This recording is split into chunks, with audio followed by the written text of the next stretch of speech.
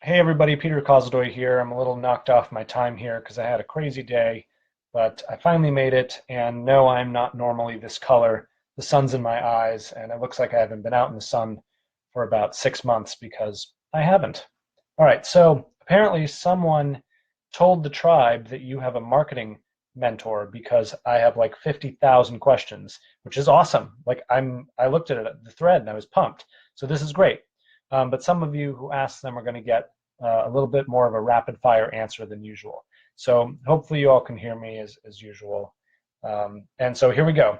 All right, so Michelle asked, what would you say is the most important part of your website landing page? Great question. Funnels and landing pages are the norm now. If you don't have them and aren't using them, then you're missing an opportunity to say something really impactful to the direct target market that you're funneling into your page. The most important thing is the headline. The most important thing is the headline because the headline has to tell them what you're promising them in exchange for whatever you're about to ask them for. Usually you're asking for an email. Um, so you want the headline to be your promise of what you're about to give them. That has to be super compelling. And when I work with clients to craft headlines like that, I usually have them write a paragraph, take the paragraph, boil it down to 2 sentences, to one sentence, and finally to a headline. Like improve your life in 30 days with X, whatever you're selling, okay? And simple is better. Be really, really simple. People, myself included, we have this desire to complicate it and make sure we really communicate the value. And for some reason, people don't seem to care. Like they'll put their email into anything. I don't get it. I like to read. I'm like, who is this person? What exactly am I going to get? But honestly, the behavior I've seen, people don't care. So be really simple to the point, very little copy, and so on and so forth. All right, let's go to Michelle. Michelle, do you have any tips on building an email list? It's one of my biggest struggles. I've drafted a free giveaway on my site, but people who visit don't sign up for it. All right, so hopefully when I was talking about Michelle's answer, that helped you a little bit. I've not tried Facebook ads, although I've not tried Facebook ads to develop a list, although I've used them in the past and realized I need additional training for that as it's not my thing. I would not jump to the Facebook ads yet. I would get your landing page to a point where it's ready for traffic. I shouldn't say that. Let me take that back. One of the things I have done in the past that has been successful is I'll launch 3 or 4 different funnels, different pages, and then I'll push traffic to them via Facebook for like a couple $100s. But that's because I want to cheat and get a shortcut and I'm impatient and I have the money. If you have a little more patience and you don't have the money, then you're going to have to tap into a community or tap into an influencer with a community. Because the traffic that comes to your site, A, needs to be qualified, okay, relatively interested in what you have to say because they've read an article, because you're blogging on Medium or you're blogging on your website and people find it that way. And then the natural next thing is, why should people sign up for your list? So something that works really well now is content extensions. So let's say I said I did an article on how to become an influencer in 4 steps. And I gave you the 4 steps. And at the end of that blog article, I had an add-on, a content extension. And it said, if this was helpful and you want to learn the 25 things I did before the age of 30 to set myself up to be an influencer that you can do too, put your email in and I'll send those to you. Okay, so this person's already shown interest in the content. That's why they're there. And now you're giving them an upgrade, and a compelling upgrade if you write a headline really well. So listen, a lot of this, Michelle, is trial and error. Even the big dogs, like one of my friends is Lewis Howes. I don't know if you guys know who that is. Google him, New York Times bestseller. I mean, he just launched a book that flopped after being a New York Times bestseller before, because a lot of this is trial and error. It's the right alignment between the person's interest, the person's desire to learn more about it, having to give an email for it, and then, so how many people like that are there? And you may have theories, but you're going to have to test things. And if you are getting traffic to that page and it's not converting, it's time to change up your headline, your promise, your lead magnet, whatever. I once tweaked a lead magnet. I mean, I barely edited the thing. I just called it something slightly different. I added a page, I subtracted 2 other pages, and voila, it started converting. Some of this is science, some of it's just trial and error.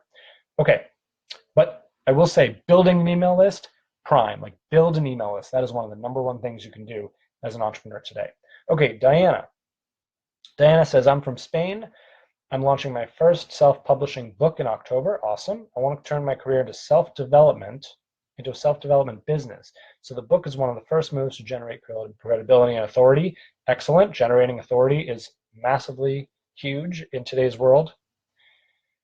I'm creating the website now, so I need some advice about it. What do you suggest me to start with in this new business? Start with a funnel. Start with a landing page, with a lead magnet. And on that page, you can go into a little bit about your credibility, but when you launch this book, I would consider launching it as a chapter download that you get their email, and then after they put their email and they get the chapter, you can try to upsell them on the book. Similarly, be very strategic about the way you launch the book so you can make sure you're an Amazon bestseller.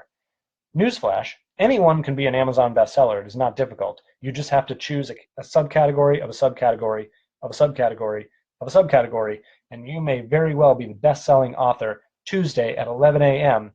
in a category that's so obscure nobody knows it's there. But guess what? You're going to have an Amazon bestseller badge next to you. So think through that, and then you'll have a little more credibility as you're doing it. But when you launch your website, I would do it as a funnel first, and then build out the other pages. If you want to see what an authority site looks like, look at Sean's site. Look at peterkozodoy.com. Look at my site. And you'll see how we use logos strategically and how we've kind of pieced together all of our pickups in a way that it looks really impressive. Hopefully you think so. It took me a lot of time to do. And then you say, any strategy for social media? Yes. Use a company called SocialBee. Go to socialbee.io. A friend of mine owns that company. He's in Singapore. Actually, I think he moved, but he was in Singapore. And it's brutally cheap, and it automatically pulls sources of content, yours included, and populates them. It's like Hootsuite on autopilot. Highly recommend.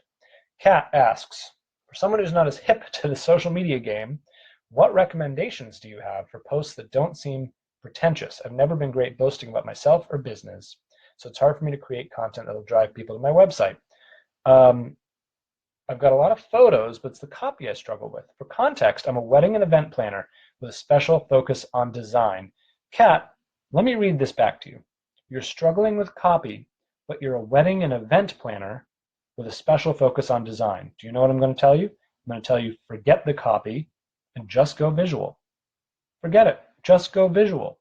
Everything you do is a stunning photo, stunning design, a stunning event, and you put one little caption on each one that says something like, would you like this to be you? Done. There's your copy. You and I just wrote it. We're all set. It's the only thing you're going to say. Seriously, I mean, this actually behooves you. We're all going more visual. Why is Instagram popular? Because people don't have to read that much. Why don't people read? Because they're lazy as hell. I didn't make the rules. That's just how it is. So play to that. Okay? Let's move on. Maria. Maria is an accounting slash office management company. She says, I planned on using LinkedIn, Craigslist, referrals, and local networking to grow. However, I'm not 100% sure how I would execute. I'm especially not sure on the verbiage or how to capture attention. Since my business is not exactly unique per se, I need guidance on how to market my business and stand out. Good call. Maria, hopefully you're on the masterclass. Perhaps I'd consider something that requires an investment, but nothing too crazy yet. Don't get carried away. Let's not spend money just yet. Can you steer me in the right direction? I also don't have a website yet. That may help too. Yeah, that might help. So you may want to put together a website. All right, you're in the B2B space, accounting and office management. You're right, accountants are a dime a dozen. So my recommendation to you is twofold. One, revise your business plan. Fill in the blank. You are an accountant who does blank. And wow, that's so different from what other accountants do. I need you to give me that sentence back with that blank filled in. Otherwise, you're just going to be dependent on referrals. You're just going to be dependent on warm leads. You can make a living doing that. You can give yourself a job doing that, making 50, 60, 80 grand a year, but it's not going to make you 600 grand a year and you only work 3 hours a day. That's going to take something very different. That's what we're learning in the masterclass. So when it comes to what's really unique about you, it'll help if you narrow down. I've talked about this before. If you're an accountant who specializes in nonprofits who build houses for poor people, That's pretty specific. If you can become an expert there and you can produce blogs and articles only about that, and you take those articles, you package them into a little book, and you send them to a list of 100 clients that you'd really love to do business with, now you have a marketing strategy. Okay. Notice I didn't say anything about social networking in that vein. B2B is, I own B2B businesses as well as B2C. B2B is tough because you're going to have to get attention from busy owners who think they already have solved your problem. That's really important. You're going to have to get them to pay attention and then move off of what they're doing to go to you. They will typically only do that if they think, particularly with accounting, they are mishandling their money somehow. Like somehow you coming in will pay for yourself because you're that good. Like my accountant says, I made 100 grand, so I'm paying 20 grand in taxes. You can make me only have earned 90 grand, and so I pay less in taxes, and the difference is going to go to you. Then it's a no-brainer. But as you can see, as I'm talking around this, there are structural things that need to happen inside your business before we even get to how you execute on marketing. Which brings me to an important point. Most of you who are out there asking, how do I reach target customer? How do I market? That's the wrong question. I'm going to tell you who taught me that. It's Tony Robbins. Tony Robbins taught me that. At the time, I was like, no, man, I'm pretty sure I have everything else figured out. And I was like, I don't know, 27, 28 at the time. It's stupid. And I was like, I'm missing this piece. And he was like, no. It's like, it's bigger than that. And I was like, what the fuck? That's not true, blah, blah, blah. It was true. Now that I understand the system I have, the system I'm teaching in the master class, it's all of those pieces. And then the how do I market is completely obvious. Completely obvious. So trust me on that. I had to learn it the hard way. Okay. Wendy. Thanks for taking our questions, Peter. Wendy, it is my pleasure. What is the best way to market my ebook via social media? I feel like there's a theme. Here. Is it better to begin with a sales funnel that includes a freebie? Yeah, and if you've been watching the video so far, it's exactly what I said. Have a chapter, offer the chapter as a lead magnet, make sure your headlines are really compelling and people want it, and then move into selling the book from there. Now, there's another thing you can do, okay? You're asking about promoting it heavily throughout stories and live broadcasts and posts with testimonials. Yeah, you can and should do all of that, Wendy. What I would also do is build an affiliate network, build an influencer network. Go to people and say, hey, my ebook's going to be, here's what I would do. I would find a group of influencers that are associated with charities. I'll go back to Lewis Howes. He's very involved in Pencils of Promise. So Lewis probably won't respond to your email, but pick someone maybe a little lower on the totem pole and go to them and say, hey, I have a fundraising idea for your nonprofit. I have this ebook. It's $3.99. What I'd like to do is give it to you to sell to your audience, and I'm gonna give $3 of that $3.99 back to your nonprofit. And then they might say no, but typically they'll say, okay, yeah, that's cool, and they'll ask you if the ebook pertains to their audience. Make sure it does before you go that route. And then what you get, yes, you're going to sacrifice money, but you're going to get an entire audience that is buying your book, that is getting familiar with your work, and you're going to build a friend in this influencer, and you've done it in the name of charity, which is pretty cool. So that's just one thing you can do, but create those affiliate relationships where money funnels to other people besides you, and typically you'll create a win. Jordy asks, if you were starting a landscape company, which I would, I think that's a great business, what would you do to promote it? So we are getting small to medium residential projects, but we have the ability and knowledge to do big residential and commercial projects. Jordy, let me ask you a question. How many property owners have you spoken to? I hope the answer is a lot, because these people are hard to get to, and they typically don't make decisions quickly. Why? Because a property business is a semi-passive income stream. One of my companies is a property management company. I own and manage properties, okay? And if someone wants to talk to me about my property, I'm typically like, I don't care. I'm busy running my other businesses that I need to actively be involved in. I collect rent every month and don't need to be as involved, so I don't want to, which means you're going to have to hit them over the head with cost savings. You're going to say two things. One is, I know all the other three things. I know all the other landscape companies do not take as good a care in your property as you would want them to. You're going to have to back that up. You may want to go stake out some other landscape companies and see what they do. Snap some pictures. Don't tell them I told you to do this. But if you can create this idea of these people are on your property and you're not there and you're missing stuff, and then have a great story as to why you are going to take the best care of their property. That's one. Number two, know your prices. Know the prices in your neighborhood and be super competitive. And then figure out how you're going to have that competitive advantage. Can you cut faster? Do you have different equipment that allows you to do, I don't know, I'm spitballing here. It's your company, not mine. But you're going to have to gain some sort of price edge. Am I going to remember number three, or is it going to totally have left me?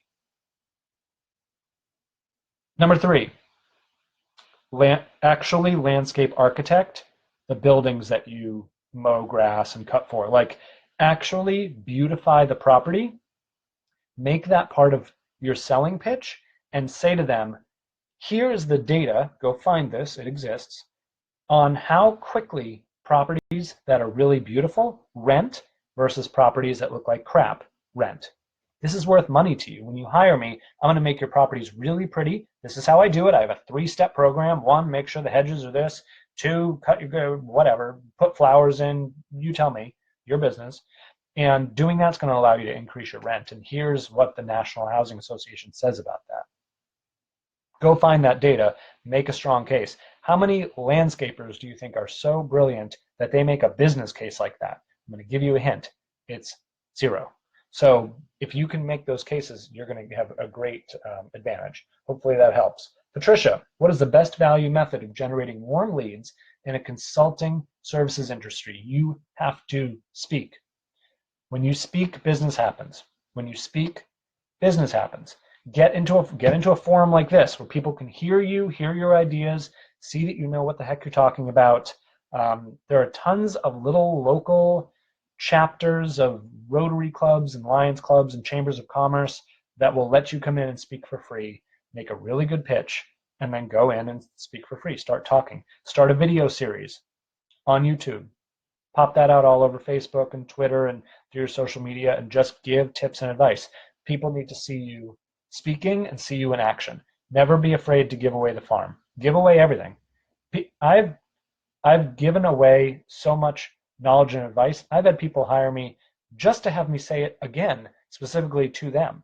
It's the same stuff. And they're like, but Peter, it was so brilliant the first time. I want to make sure I understand everything you're saying. So, that's great. That's a win-win. Win-win for me, win for her. Everyone feels good about it.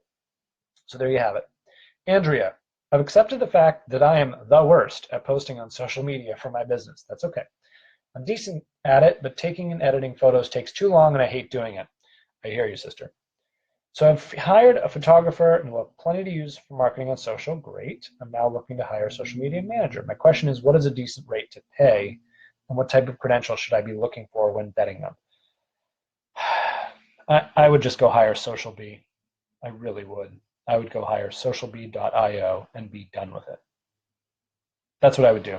I have a social media department in one of my larger companies. They do a great job. They do some of my social stuff.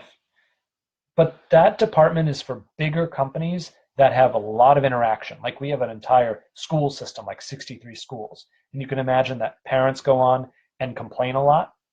I had another word for complain in my head, but I used complain. And so we need 24/7 management there in a much more crisis communications. Like it takes a lot more skill and experience. It doesn't sound like you need all that. It sounds like you just need people to push out content. And something SocialBee does is it'll auto respond. Like on Twitter, if you follow me on Twitter right now, if you don't follow me on Twitter, go follow me just to see this in action. When you follow me, I'll respond to you immediately with a piece of content or saying, hey, or welcome, or what's up. That's not me. That's all set up and automated. It's beautiful. Then when I go on Twitter, I can just look at the people who have responded, the mentions. That's a funnel. That's a funnel. The people who respond to me are interested in what I have to say, so I can just deal with them and forget everyone else who just followed me and dropped off the face of the earth. Okay, so that's what I would recommend. All right. Ferry? I think it's Ferry. Thinking to write a pocket book to share my experience and daily habit as a marketer. The goal is I'd love to create or increase awareness with people around me about my marketing skill. how's the recommended practice to market your side skill by writing a book? So I think I already addressed this, Ferry. Go back earlier in the video. Um, if you're writing, my one piece of advice on how or what the angle is write from experience. Don't be afraid to share your experiences. Use I. Be vulnerable about what's happened, ups and downs and lefts and rights. Since I was very lucky, I had a couple New York Times bestsellers guide me on my own writing path. That was the best advice they ever gave me. That's what articles, that's what publications like Forbes and Inc. and HuffPo and all, that's what they want. They want your personal expertise and experience. All right, Kevin, what are the best marketing strategies for restaurants? I Googled a few of them, but I'd like to know what else I'm missing. Yeah, man, Kevin, restaurants waste so much money on crappy marketing. It astounds me.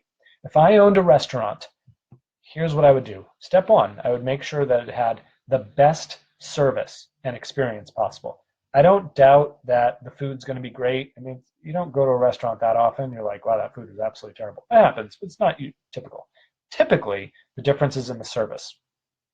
The Ritz-Carlton figured this out a long time ago when the Four Seasons came up and tried to eat its market share. And the Ritz-Carlton decided that its insurmountable competitive advantage was going to be service. And there is no greater service on earth. So step one, make sure that your service people are top notch. Then the best customers you have are already in the restaurant. And you get to the end of a meal and they give you your bill and you pay it, and then what? Like maybe there's a little postcard that nobody gives a crap about, or there's a survey that nobody fills out. Actually, my wife fills them out sometimes. I'm like, what do you? I got stuff to do. But what an opportunity for the server to come over and ask them, did you have a nice time? Can I get you to come back? And if you come back, could I interest you in maybe 10% off a glass of wine? And hey, if you were to tell some of your friends, could I give them a discount too and extend them a discount? Or why don't you come back as a group? It would be great to have you. Sell the next experience. That's your sales opportunity. Instead, restaurants let them walk out the door and then they go spend way more money to acquire new customers. There was a great article I read about the finances of Groupon, especially when it comes to restaurants. And if you do an acquisition cost analysis of what it takes to get a new customer and how many times they come back and how many times they have to come back to break even on the Groupon and so on and so forth, it's actually not worth it. In the best case, you break even. But the customers in the door are your sales opportunity. Turn them into your marketing force. It's not that difficult. It just takes training your servers to be outstanding at what they do. I want you to do that, and I want you to come back and tell the tribe how it worked, because I know it's going to be dynamite. Ian, what's the most effective way to show executive presence on the web and on social media? Go to peterkozodoy.com, go to all my social channels, go to my LinkedIn, see how I've written my LinkedIn profile, see how I've written my bio, see how I've chosen a title in my LinkedIn, see how I've branded myself on my website, and then copy it. Don't copy the words, copy the framework. Edwin, do you still believe in traditional forms of marketing? Yes. Handing out business cards, for example. Yeah. Doing this, I believe, gives my business the best return for its money. I'm not surprised to hear you say that. Most small businesses say that traditional old school marketing is the best form of marketing, because it is. I have 3 retail financial service centers where I do money remittances and in-store payroll check cashing. So, I mean, Edwin, if your question is, do I believe in traditional forms of marketing? I do. And I'll tell you why. Most traditional forms of marketing, like talking to someone and handing them your business card, you build trust. You're in front of me, we have a conversation, we have some shared experience, we have some shared things we like, and we build trust. And trust is the gap in the funnel. The funnel is know, like, trust, try, buy. Trust is the sticky point. Trust is where marketing falls apart. Because I don't know, how many of you trust Facebook ads? How many of you are like, that's the best darn ad I've ever seen. I'm going to click 5 times on that sucker. Like, really? Think of your own consumer behavior. Think of the last time you saw a TV ad or heard a radio ad and was like, oh crap, I got to go call them right now. That was compelling as shit. That doesn't happen, okay?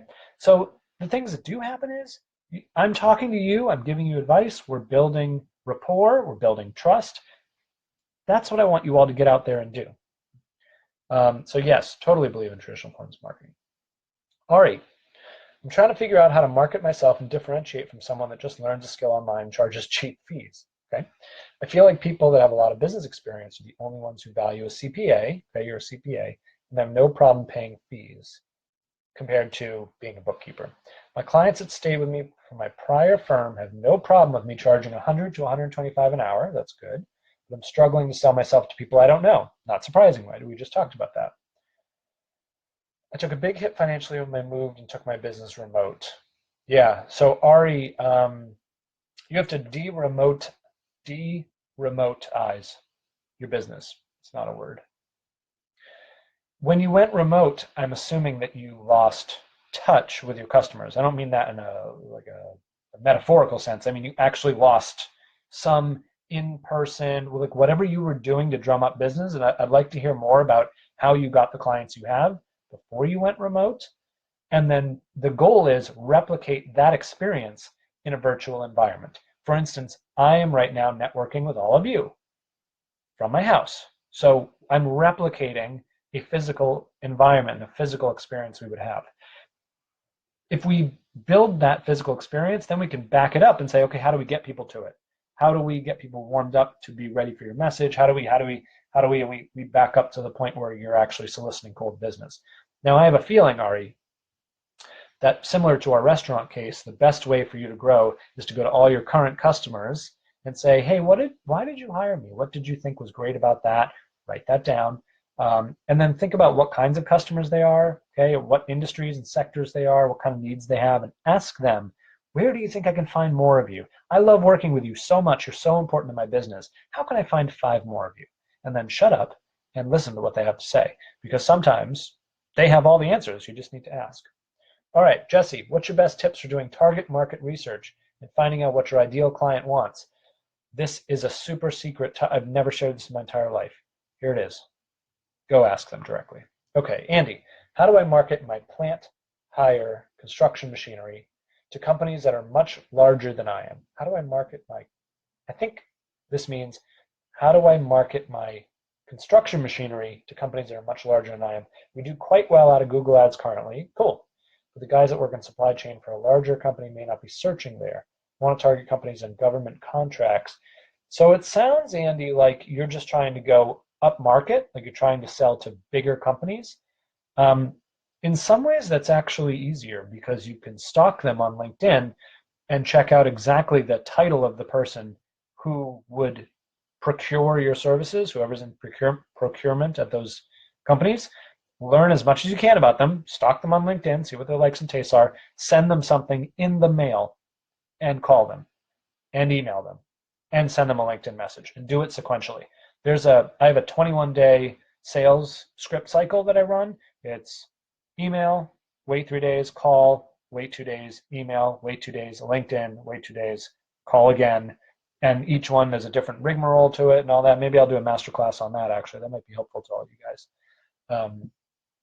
But honestly, that's what I would do. And what I would do first, Andy, is call one of these people and say, I'm really good at what I do. I want to sell into companies just like you. All I want is 15 minutes on the phone to ask you some questions and better understand how you buy this stuff in the first place, what's important to you. And then you can take that conversation and use it to market to other companies. And by the way, the odds are much greater that that person will actually become a customer of yours because you approached that person without hard selling them. Okay. Buckley, oh my gosh, you guys with the questions, I love it. I love that you're taking advantage of this. Okay, Buckley, what would you say the best way of marketing an event on social is when you are a new page? I'm currently using Facebook, but also looking into Instagram and LinkedIn. Currently running a promotion on the event, debating how much to spend as I have a tight budget. Buckley, what kind of event is it? Is it like a water polo match or a wine tasting? Is it a webinar? I need more info. But I mean, I need more info because otherwise I can't. It would be so different depending on what you're doing. So Buckley, listen, circle back on next week's video with more info, and I'm happy to get to this. Nancy, hi Peter. Hey Nancy. I'd like to ask for your comments on market research. Cool. I'm doing a business plan. Excellent. There's so much data out there about the market. I could spend a lot of time in getting percentages, narrowing down, describing client profiles, but is it really practical when implementing the business plan to have that level of detail? Up to what extent do I need to have info on my market to go ahead with the business? I feel there are certain aspects about the market that I will only know when I'm testing or actually doing the business. But gathering so much info seems safe. I hope someone out there is in the business plan masterclass and they put in the comments of this video the answer to this question.